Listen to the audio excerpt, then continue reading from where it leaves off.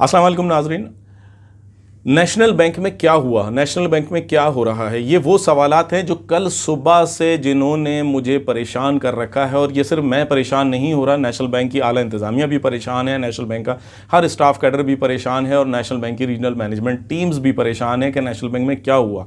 ये वो तहलका था जो कल दोपहर से मचना शुरू हुआ और रात ये मतलब बूम पे पहुंच चुका था और हर किसी को मालूम हो चुका था कि नेशनल बैंक के आईटी सिस्टम पर हैकर्स ने हमला किया है और उसके सिस्टम को हैक कर लिया है और उसके ज़रिए कई मामलात और मुतज़ाद बातें सामने आती रहीं। बात यह है कि हैकर्स ने हमला किया, सिस्टम को उन्होंने हैक कर लिया, उस सिस्टम के ज़रिए क्या हुआ क्या नहीं हुआ ये तफसीलात तो मार्केट में आती रहेंगी, जितने मुंह उतनी बातें, जो कह रहा है वो कर रहे हैं। लेकिन ये बात बहुत अहम है जो मैं आज आपको इस वीडियो के थ्रू भी बताऊंगा कि सबसे बड़ी बात ये थी कि इस पूरे सिस्टम को अगर बचाने में मैं ये कहूँ कि एक ऑफिसर का बहुत बड़ा हाथ था, जिसने चेक किया कंप्यूटर पे कि कोई वायरस टाइप अननोन सी चीज़ हुई है और गैर मुतवक्का कोई चीज़ चल रही है। उस बंदे ने फौरी तौर पर उसका नोटिस लिया और सर्वर को ऑफ़ कर दिया। उस सर्वर को ऑफ़ करने की वजह से जो है ये सिस्टम मुकम्मल तौर पर हैक नहीं हो सका और उसकी वजह से नेशनल बैंक एक बहुत बड़ी तबाही से बच गया। और ये तबाही सिर्फ नेशनल बैंक कस्टमर्स की नहीं होती बल्कि पाकिस्तान बैंकिंग सेक्टर पर इसके बहुत ज़्यादा इफ़ेक्ट आते।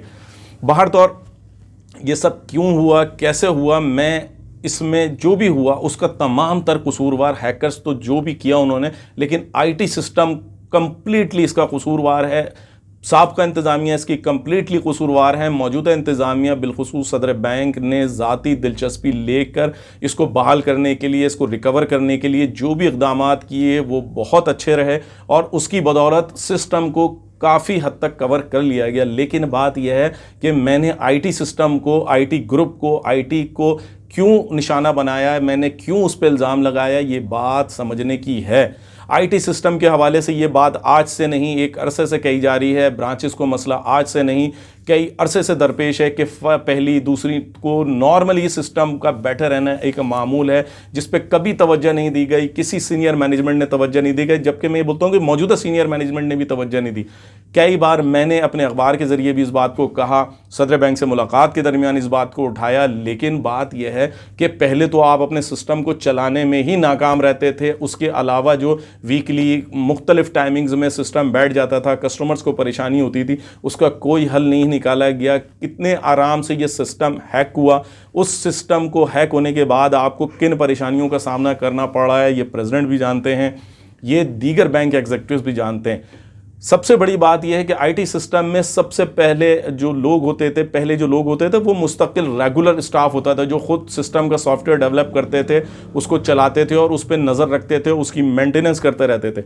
लेकिन अब मैं इसे करप्शन कहूँ या मैं इसे कमीशन माफिया का हिस्सा बनना कहूँ या मैं इसे ये कहूँ कि आपने इस अहम तरीन डिपार्टमेंट की अहमियत को नज़रअंदाज करते हुए इससे आउटसोर्स कर दिया।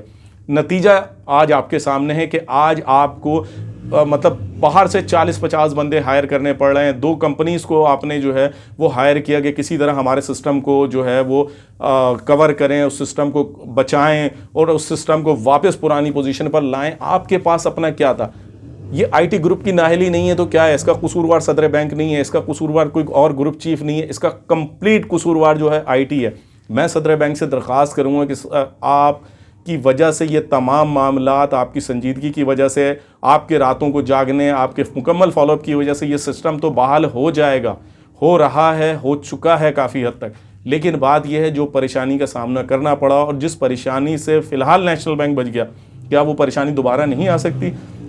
आप आज से 3-4 महीने पहले की बात भूल गए कि कराची में एक लड़का जो आउटसोर्स था उसकी वजह से 85 बंदों को चार्जशीट हुई, मुख्तलिफ ब्रांचों पे, मुख्तलिफ आईडियों पे उसने फ्रॉड किया। किसकी नाअहली थी? आईटी की। कौन नहीं पकड़ सका? आईटी। इसके अलावा एबटाबाद की एक ब्रांच में फ्रॉड हुआ, एबटाबाद की पूरी आरएमटी उड़ा दी गई, उनको 2-2 ग्रेड नीचे कर दिया गया। किसकी नाअहली थी? आईटी की नाअहली थी। ये आईटी ग्रुप कर क्या रहा है? ये आईटी ग्रुप ने किया क्या है आज तक? इस आईटी ग्रुप की सरपरस्ती आखिर आप कर क्यों रहे हैं? इस आईटी की सरपरस्ती आखिर कब तक चलेगी? स्टाफ कब तक परेशान रहेगा? कस्टमर्स कब तक परेशान रहेंगे? ब्रांचेस कब तक सफ़र करेंगी?